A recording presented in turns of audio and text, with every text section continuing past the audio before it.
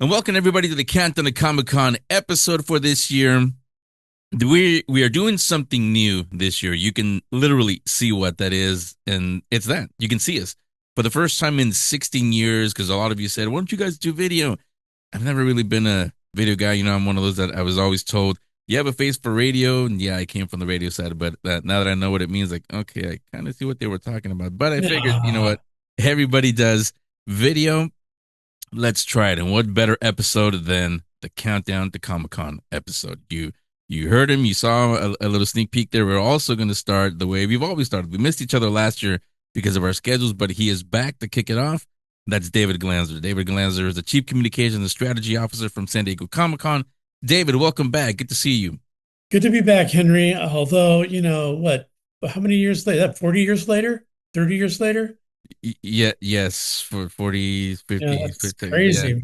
Were we yeah. ever that young? Man. Yes. Well, actually, funny you say that because I mentioned it to you before we started recording that I was looking as I was getting ready for the San Diego episode this year. I was looking through all kind of stuff on YouTube on everywhere online. When I was on YouTube, I ran across, and this is from CBS 8. I think there's still a channel in San Diego, They right? are. They're the CBS affiliate. Yeah, so they have a YouTube channel like most people do today, and they were, because it's coming up, they were showing clips from Comic Cons from years past. I was watching them and I was like, it looks nothing like today's Comic Con. But then the year was 1985.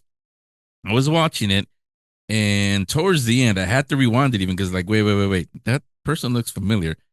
Let me see if you guys can guess who this person is. Watch this clip. The convention attracts about 5,000 people over a 4-day period, and though a majority of those people are interested in comic books, a lot of those people are also interested in film and whatnot. So we're not just a comic book convention, we're really a lot more. David, did you recognize that I young have man no there? idea who that is. Yeah. No, that well, I mean, it doesn't say on there. Were you on staff already at Comic Con, or were you just an attendee and they just happened to catch you? I was actually a volunteer, and the funny thing is that was 1 year after I started volunteering. I started volunteering in '84, and so I had a year under my belt and doing publicity for them. It's funny because in '84 I was working on a presidential campaign also, so I was splitting my time between Comic Con and the presidential campaign that summer.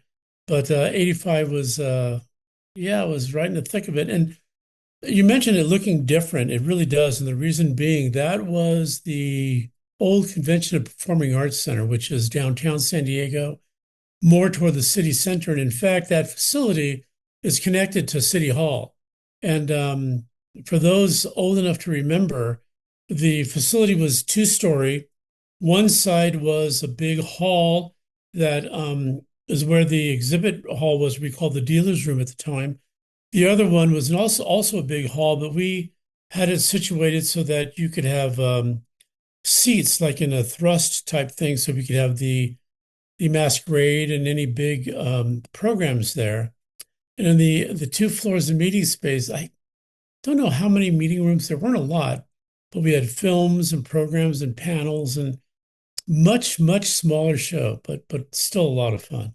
Yeah, to me, the funny thing was, especially now that you're explaining that, like you said, you weren't officially on staff yet; you were just a volunteer, but you're already talking like David today. You're already giving a very what is it, Chief Communications and Strategy Officer type answer, which is what I found funny about the whole thing. Well, I appreciate that. But I will tell you something, we are very lucky to have the volunteers that we do. And I'm not talking about myself necessarily, but the people who are involved even to this day who volunteer their time are real professional in what it is they do and how it is that they do it.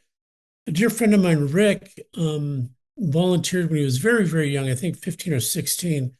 And he lived in San Diego. He now lives in LA and works for one of the studios. But his mother at one point was like, "Why do you do this volunteering the whole weekend? We don't see you." And he's all, "Well, I really enjoy it." Well, his mother came down to the show once, and it was still, I think, it may have been at the convention center at this point, but she came down and he told me that she said afterwards, "I totally get it now. You are young people who are given a great deal of responsibility, handle it really well and pull off this amazing thing. And it's true. We're very, very lucky with the people that we have who are affiliated with the show and, do great work. I mean, we couldn't do it without them. Yeah, yeah, and this is not talking bad about the security that's there at the convention center, but a lot of times, and people watching that go there, you do this also. We actually go to the volunteers for information because they know it. They know how everything is more than sometimes than security does. I mean, security they handle every event at the convention center, so they know Comic Con is coming. But for everything else, yes, the volunteers are definitely your go to. The volunteers really are. And, we have committee meetings once a month, every month, leading up to the show. And then each committee will have subcommittee meetings throughout the month during the months as well. So they really are knowledgeable about everything that's happening. And in defense of the security, you're right. The security doesn't always know everything. They're really, tasked with trying to make sure to maintain safety and all that. One of the things that we have done is security is such an important aspect of our event that we hire so much security. We have to hire different security companies, most of them from San Diego, some from LA and other cities. So we actually have a security company that oversees security. And then we have an internal liaison who liaises with that security. So it's not unusual that they wouldn't necessarily know where certain programs are held. They probably will know where certain rooms are held, but a lot of those security guards are also given a division to oversee. So I think they try to do the best they can, but it's a huge show, as you know, and hey, I have to ask volunteers often, where is so and so? What's going on? And they're like, oh well, David, it said this, and they kind of give me a little side eye and say, why don't you know that? I'm all, why Yeah. don't I know that? I really should. Yeah, no, and you're right about. I mean, I know you don't talk about any details of security, but everybody that's gone there for over more than 4 or 5 years, 10 years even, especially not the way it is now, it's a closed campus. You only allow badged attendees in. You really do feel safe when you're in there. So yes, hats off, definitely the security there. It's all because of them. Yeah. But let me go back to that time too. Like I said, that was 85 Comic Con. The first Comic Con was in 1970. So I know you weren't there the whole time from the very, very beginning, but all of these years later, looking back now, to you, to David Glanzer, what does it mean that Comic Con, San Diego Comic Con, is still considered the must attend event by both pop culture lovers, people that consume movies, the comic books, and also the creators, the filmmakers, the artists? What does it mean to you that after all these years, they still need to be at San Diego Comic Con? You know what? I think it's that, well, a couple of things. First of all, I started attending as a volunteer. I'm sorry, as an attendee in 1978. So I had no involvement in the show, but a dear friend of mine in high school, was it high school? Maybe out after high school. I don't know. But a dear friend of mine, Allison, had said, hey, there's this convention in San Diego called Comic Con. You should really check it out because I loved film. And I went and I was like, oh my gosh. And I think we've talked about this before. I kind of found my tribe. And one of the great things about it was an amazing community.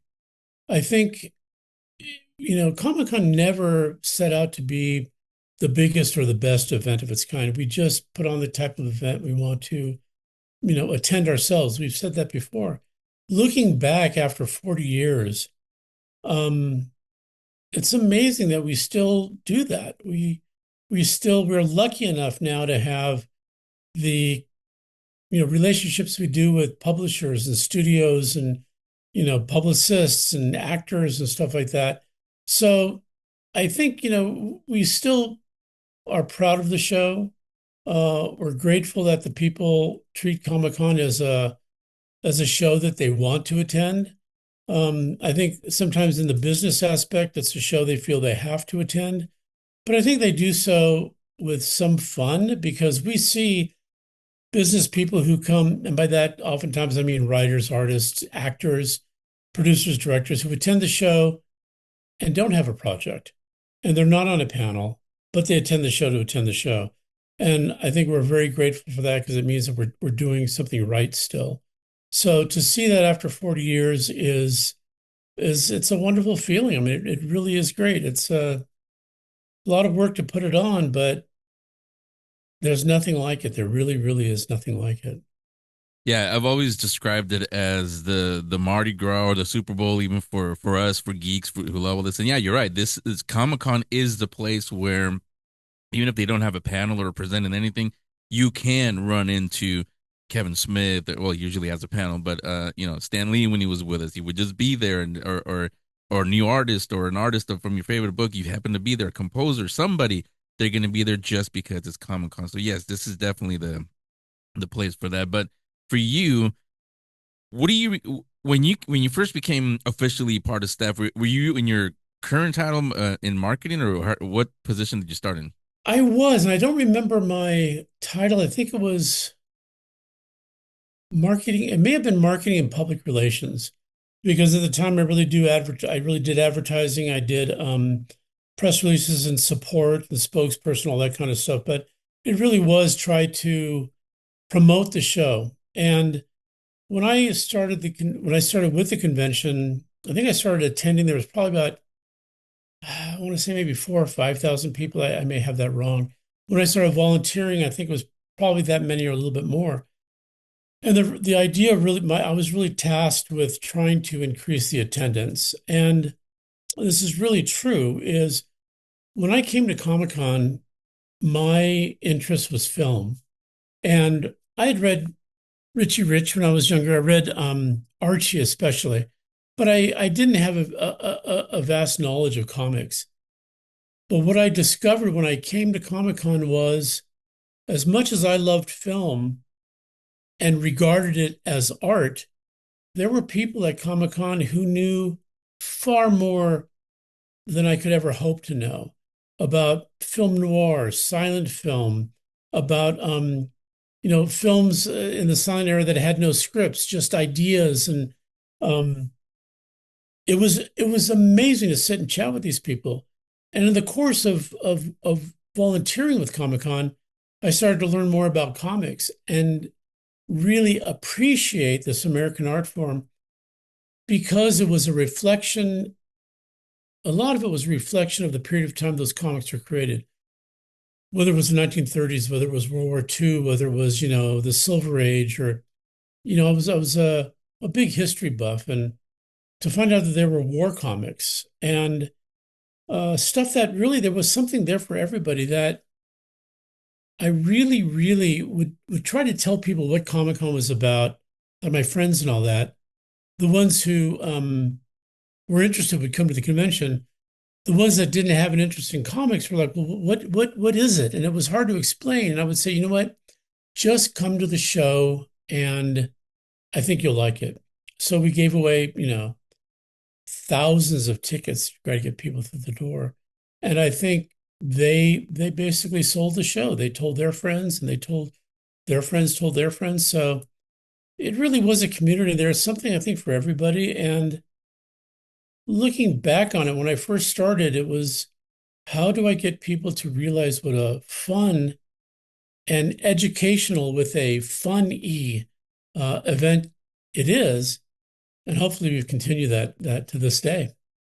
Yeah, yeah. What you're saying, it sounds like social media before social media even existed is basically that community what it was doing. It really was. It's interesting because when um, Star Wars first came out, they came to San Diego. Lucasfilm sent a representative in 1976, a full year before the movie came out. When I started attending in 1978, I was there for Lucasfilm's 1979 presentation and the 1982 presentation. And, back then, you contacted people, you shared information with people, either in person in your city or town, or you called them on the telephone.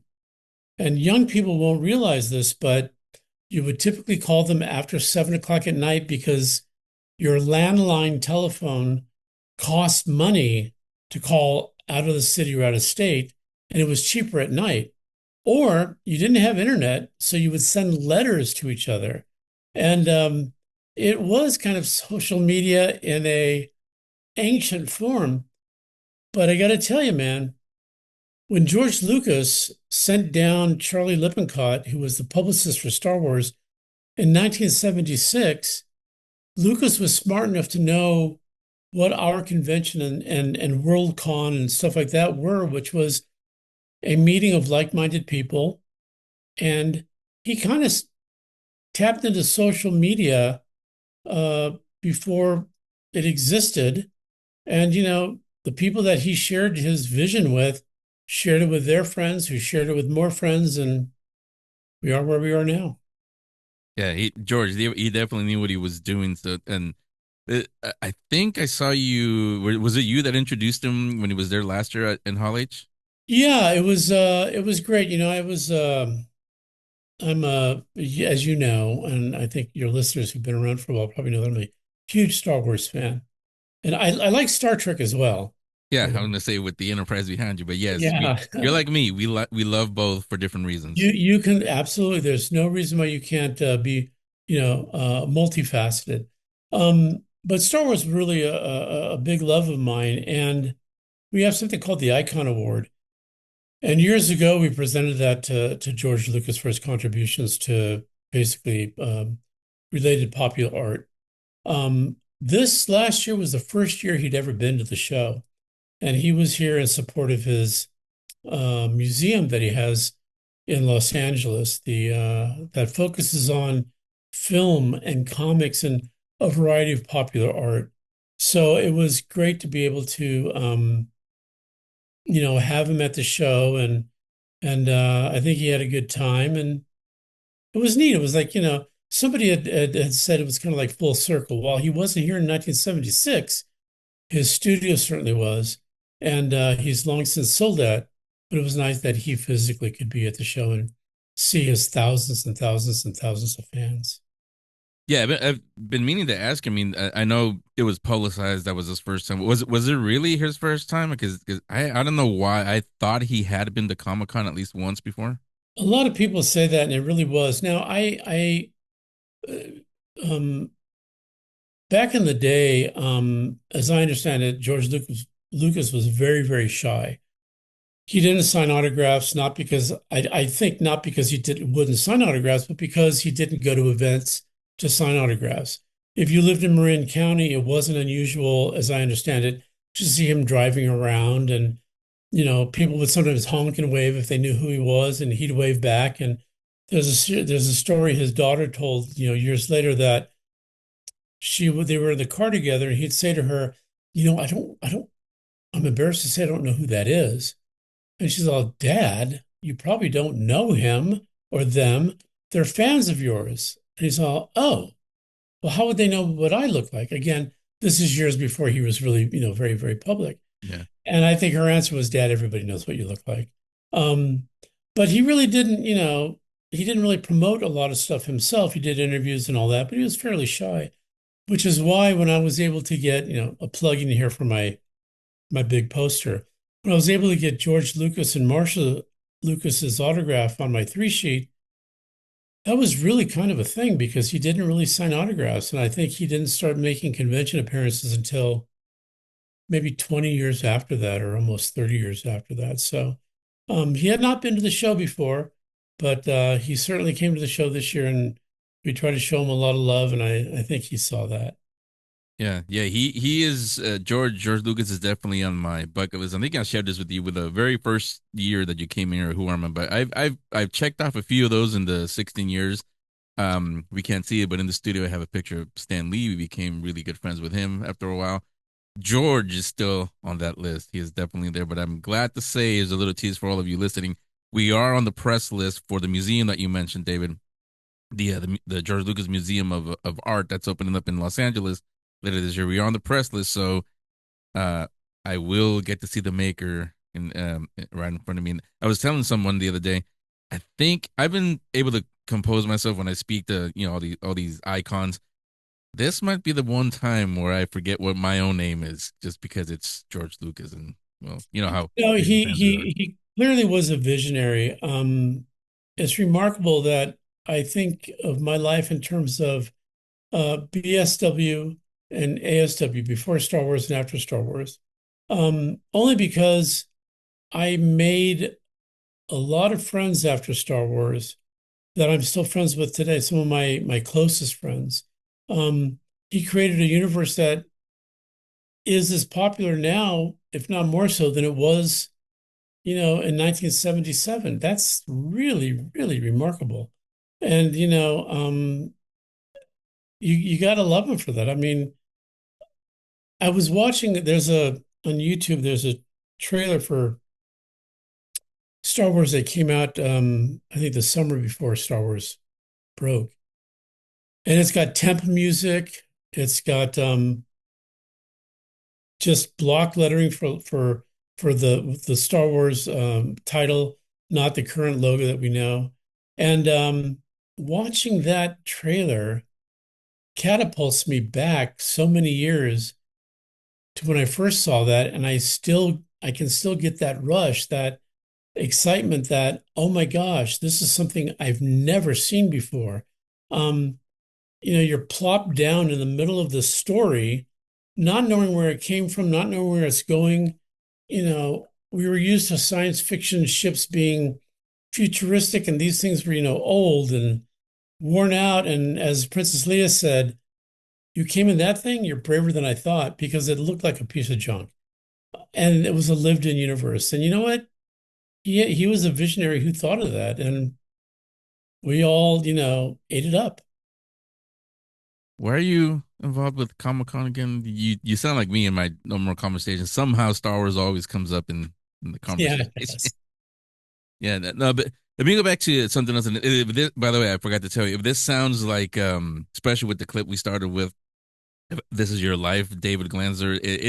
I didn't mean it to be that way. It's only like that because this year at Free Comic Book Day, when we covered that and then other events that we've done since, we've met a lot of people that are going to be going to San Diego Comic Con for the first time. Really, really excited about it with good reason. So this episode especially is for them to try to get them ready for everything that is San Diego Comic Con, so that they don't get over. It's fun, yes, but as you know, David, it can be overwhelming for a first timer. Also, like, where do I go? What do I see? So a lot of, and I told them listen to this one because you'll hear a lot of what the people behind, and you're going to represent the whole team behind the organizers, what they're really like.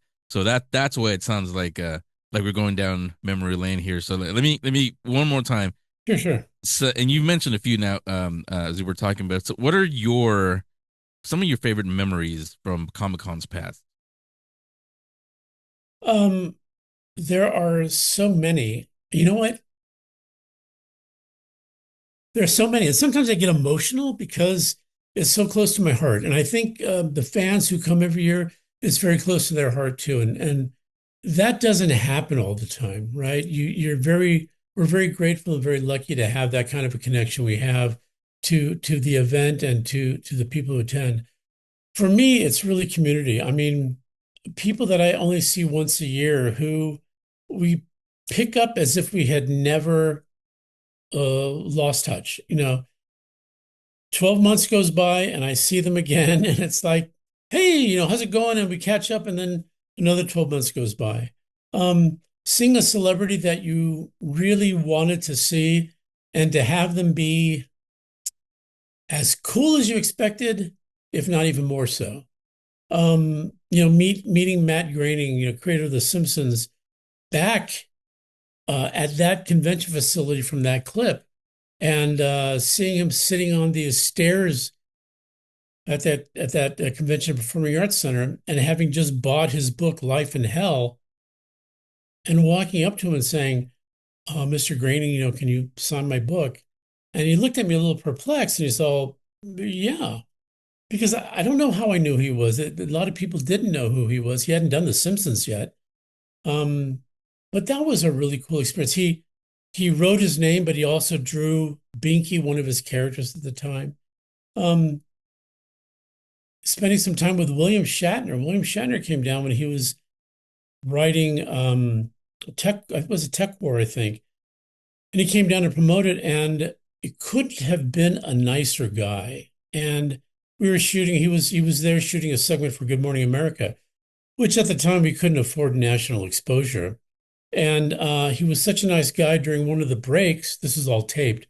He said, "You guys have been so nice. Is there anything I can do for you?" And we're like, "Hey, you just being here is great." He's all, "Really?" I'm all, "You know what? And maybe I told you this before, but I said, Mr. Shatner, if you could do a segment in front of our logo, because we had a big old logo, that would help a lot." He's all, "Let's do it." They start rolling again. He says to the cameraman and the director, "Hey, can we do this over here?" And they're all, "Of course." So we got this national exposure back in the 80s that we could never have afforded to do. And he was incredibly gracious, incredibly sweet. Um, seeing I remember seeing Angelina Jolie speak to the audience once and really being amazed at not only how beautiful she was, but how kind and friendly she was to everybody. And that was really cool too. And of course, Stan Lee, you mentioned Stan Lee. You know, I, there's so much I remember. I've met so many people through here. I was in Washington, D.C. for a very small event. And one night, I was with some comics creators, some artists and creators, and I don't know how I got with them. There were about three or four. And we all drove around Washington, D.C. like at midnight and went up to the Capitol. And I wouldn't have known those people if it had not been for Comic Con and taken part in that. There's just a lot of great memories. I think, probably a lot of work also. So there wasn't a lot of time to necessarily enjoy free time, but the work was always fun too. So some of my best experiences are the team that I have on my team. And I think that's true for every department. We were talking just the other day, are you looking forward to the show? Yeah, but it's a lot of work. But what we're really looking forward to is seeing everybody have a good time and being able to be with our group. I'm very, very excited about that. Yeah, yeah, that last part. I know you introduced me a long time ago when we were back in San Francisco. I think it was actually at an Ape Expo when you guys were running that still. You introduced me to everybody at that time, so I'm familiar with the whole staff. But what I was thinking when you were saying that is you're right. It's for the attendees, and I hear a lot of stories like this. That some are lifelong friends. They met them in a line, in Hall H Yeah. line, or in a panel or something, or they discover a new fandom because like you've said many times before, not everyone is going for the same thing.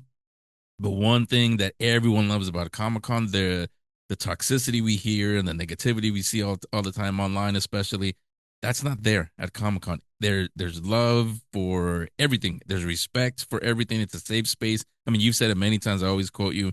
Like you said, it's our people. It definitely is, and that I think is what I miss the most every Comic Con. Yeah, the panels are fun and talking to the actors. Yeah, that's fun. That's cool, but it's really meeting new people, people that listeners that we meet there. They come up and say hi, hey, we listen to you guys all the time, and then like you were saying about the actors, they realize, and when I'm not an actor, I'm not famous, but they realize, hey, Henry's pretty cool. He sat down and bought everybody a pizza, and we talk about Star Trek or a new comic book, or hey, tell me about this show that you're here for, and those are the lifelong memories that everybody takes away from Comic Con, other than the obvious of the panels and everything else that's there. You know what? You're right. And I think especially for new first timers to the show, there is so much to see and do. Like you said, pace yourself. You know, um, think about the panels you want to see, have a backup and all that, but enjoy the company. Enjoy people who speak our language. And by that, we started our Spain show last year. We had our first Spain show. It went very, very well. There were certainly some hiccups with lines and some food stuff that they're really addressing this year. They just had a big press event um, and announcing that they've doubled the space. They're limiting the numbers to what they had last year, but they're doubling the space. Um, but one of the things I was incredibly touched by were people coming up to us and saying, "We're so glad you brought this to Spain because we've always wanted to go to San Diego and we just couldn't yet, and hopefully we can." And some of them said that in English, some of them said that in Spanish, and my Spanish is very, very bad. But one of the things I said, I think, in my welcoming speech was we may be from different countries, we may be from different backgrounds, we may speak different dialects, but we all speak the same language, and that is a love of art in its variety of forms, right? Television, film, movies, comics, anime, gaming, costuming, you know, we speak our own language, and it's great to be able to be with thousands of people who get you. It's amazing. And it's only for those 4.5 days, and then it's gone. But it's coming back the next year, and that's a great thing to look forward to. Yeah, that as you were describing it, that actually is the same thing I saw when the World Cup was happening. Yeah, we cheer for different teams, and there's rivalries, but at the end of the day, everybody comes together for the sporting event. They cheer, and yeah, you're sad that your team lost, but hey, congratulate the other ones that are moving on. So yeah, in a smaller way, it Comic Con is finally, literally living up to the international part, not just people coming here, but now Comic Con is going to them. Which, yeah, it's a great thing to hear. Very true. And the World Cup is a great example. And I'm sure we've all seen the news stories of cities welcoming all these foreigners, and foreigners being bowled over by the friendliness. And when it comes down to it, people are people, and people, I think, are good and want to have a great time. And if you speak that language, I don't mean from a certain country, but your love of whatever happens that be. It's sport, it's art, it's whatever. There's a great camaraderie. You really know somebody knows you. That's really cool. Yeah, I love seeing that from Comic Con, from anything, because every time I see any of that unity like that, I always think of the guy that created the Starship Behind You, Gene Roddenberry. What he said, and I'm sure you're familiar with what he said the day he got his star. He said, "We're young. We as a race, we're young. But when we get our act together, boy, are we going to be something." And the more I see things like that, it tells me, yep, we're on the right path. We're I almost. I I totally agree. I totally agree. Yeah. So let me start wrapping up. Bringing something that I did want to bring up with you. I've been meaning to actually text you about it. I wanted to talk to you about it privately, Uh-oh. but let me bring it here. It's not well. I don't see it as bad. Well, kind of in a way. And Uh, that's something I don't know if you guys see this or not. This actually, I started noticing this after WonderCon this year because I'd never seen this before. They started the attendees, a lot of the vendors started reaching out to me and saying that to them, WonderCon didn't feel the same as before anymore. There weren't a lot of people. Before you say anything, I told them, and again, I don't represent you guys. I'm not part of Comic Con or WonderCon, but it's always been. I always called it my show because I've been going since I was a little kid. But I always said it looks the same to me. I mean, Friday was a little bit lighter, but as soon as the weekend came, same size crowd as always. And I think that's a thing because it's not just WonderCon. I've seen down. I guess again, I don't know if you guys have noticed this. We just had Anime Expo on Fourth of July weekend. Same thing. There's no people here, but then you see like Disneyland and Comic Con crowds put together. That's how big the crowd was. So what gives? I mean, you guys see this and Yeah, does we're always very, very aware of attendance and all that. We used to give attendance numbers, but we stopped doing that because invariably another convention would say, granted this was years ago, oh, we had 10,000 more than San Diego. Oh, we had 10,000 more than every year. And it's like, okay, you know what? It's not about the crowd size. It's about the people having a good time at the show. I will tell you about last year with WonderCon. We were on the same dates or very close to a couple of other conventions. I don't think that was optimal. Unfortunately, we're also a slave to um, the calendar. There is any facility has only a certain amount of weekends, right? 52 weekends per year. And there are people who want to be on a particular weekend for whatever it happens to be. And oftentimes the facility will say, okay, well, we have this date and this date open for you. You have to pick. And I will tell you, back in the 80s, we used to be with Comic Con, we used to call other conventions and say, hey, especially it was a big Chicago show, say, hey, look, our dates are these dates.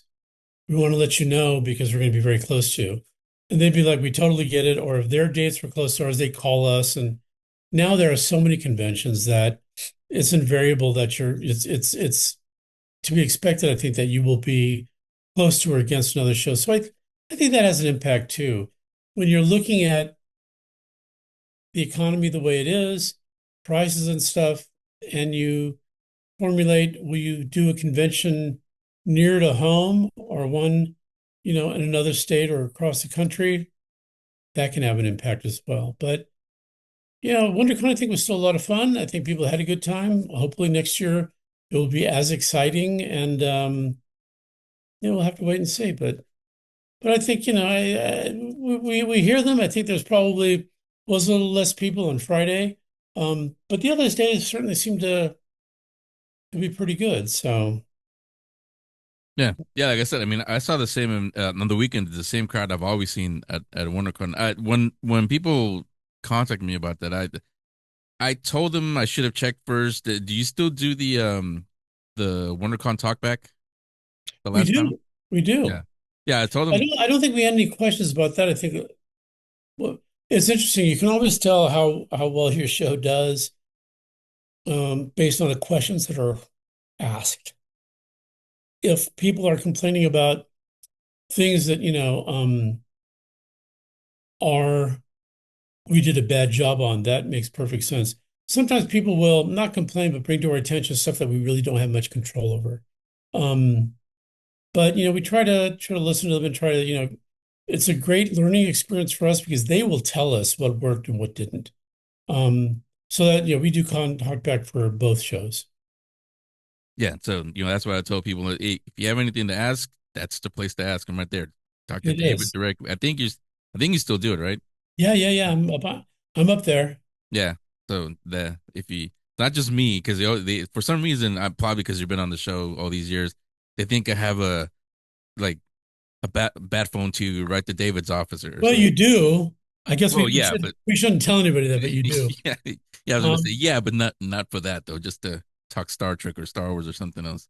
it's funny. There's a well-known person within the industry, and we're friendly. And he has a blog post, and he always right about this time of year, he always says, "Yes, I go to Comic Con every year. Yes, I'm a guest. No, I don't have tickets. No, I don't know what the programs are going to be. No, he always cuts it off at the pass so that people, because a lot of people want to get inside information, and all that. And he's very good about saying, don't work for them. Don't know. My guess is as good as yours. And I try not to look at the schedule early because I don't necessarily want to know either until I can talk about it, right? Because it sucks if you know something really cool and you're like, I want to talk about it, but I can't. So that's me. Yeah, I think that's a generational thing because I'm the same way, not about the programming schedule, but about movies. I hate this spoiler culture we Yeah. unfortunately live in now where we got something big like Spider-Man or Doomsday later this year, and everybody wants to know who's in it, who's gonna die. It's like, why can't you just enjoy like we used to when we went to the theater and cheered and cried and everything there? My friend, you are far younger than I, but I will tell you, I think we're in a society, it's not a bad thing, it's just a different thing where there's a lot more instant gratification. I mean, back in the day when news would break at Comic-Con, people would run out to the either use their cell phones or run out to the payphones because we actually had payphones in the convention center to, call their editors or call their, whatever it happened to be. Wait, Now wait, wait, wait, everything is wait. just It's sad that we have to do this. We have to explain to some people. Payphone is a phone that if you look at old Superman shows, what he used to go into to change, that was a payphone. You actually paid, put a quarter. I think it was a quarter. I forget how much it was. this is before my time, but it used to be, I think, 5 cents back in the 30s and 40s. Then it was 10 cents. And I think in more recent times, before they got rid of them all, I think it was a quarter. Yeah, yeah. And So don't. and you paid for a certain amount of time. Yeah, kids are wondering like, what? Well, I just yeah. get my phone, but yeah, sorry, didn't mean to interrupt No, you. no, Go no, ahead and explain it. but it's true. And we used to have a bank of those phones that were literally hardwired to the building. And you picked it up and there was a dial tone and you would punch in the numbers of who you wanted to call. And again, if it was outside of the city, it was long distance. And you could call collect, which means the receiving caller would pick up the bill for that. And but now everything is instantaneous. It's everything is social media. Everything is, I can text you something and get an instantaneous response. Whereas before I had to call somebody's house and hope they were there. And if they weren't, leave a message on a machine or with whoever answered the phone. Um, but things are much faster now. So I think there is a desire for people to know things quickly, whether who's in this, what the outcome is of that. And that's okay. It's just, I guess progress. Yeah, I don't get it. Again, I'm used to. I always say I use this example, and you'll understand it. I always say if the Empire Strikes Back came out today, everybody would know Darth Vader was Luke's father Wait, before the what? movie came out. We should say Did you, spoiler did you alert just do a for the spoiler? Oh my God. yeah for the 40-something-year-old movie. Yeah, exactly. Well, um, I don't know if I ever told you this story. If anybody who watches classic movies, my dear friends who I'd met through Comic-Con, we were talking about movies and all that. And my friend Shelley, she's all, well, people always spoil things uh, um, like in Citizen Kane, Rosebud is, and she said what Rosebud was, which is a big secret. And I kind of looked at her and she looked at me horrified. She said, did you know that? I'm all, I did not. And she felt horrible. But by that time, the movie was already like, I guess, 50 or 60 years old, but I didn't know. yeah, But, there are probably people out there who don't know some of the stuff that we know. But you know what? How exciting for them to discover it, right? When they watch the movie. yeah. Well, I was gonna say let me end on a sort of fun one, but also informative. From you, someone who literally sees Comic Con from planning all the way to when we're all gone, cleanup. I guess we could say when you see the whole process to all the first timers, the first time attendees. What are some advice from you for them to enjoy Comic Con and not get overwhelmed by everything that happens there? Well, again, you're there to have a good time, so have a good time. There are so many things to do. Um, you may discover something new that you didn't know you had an interest in. So don't be afraid to open up your horizons. I'll also say stay hydrated, drink lots of water because it's easy to forget that. I forget that sometimes. So, wear comfortable shoes. You're going to do a lot of walking. But more importantly, make sure you stay hydrated and meet people. Chances are you're going to be in a line and people are very friendly and find out where they're from, what their interests are, and make new friends that you may have for a lifetime. Yeah, I can tell you haven't been there in lines all these years. Like you were saying about George Lucas, we're all shy. I mean, I use the cameras, the Geek Speak shirts as cover, but if I didn't have those, I would be shy to talk to people too. But I'm telling all of you that are going to be there, don't be shy. Go ahead and say somebody they'll talk to you, and you before you know it, like I said earlier, you're gonna find you probably just made a lifelong friend at Comic Con. So Absolutely. it's David Glanzer again. Always kicks these off. David, thanks a lot for coming on again, and glad we could see each other and everybody else could see us this time, and hopefully we'll get to see each other sometime this week in San Diego. Yeah, absolutely. I look forward to it. It's always great to chat with you, and I hope to see you in a couple days.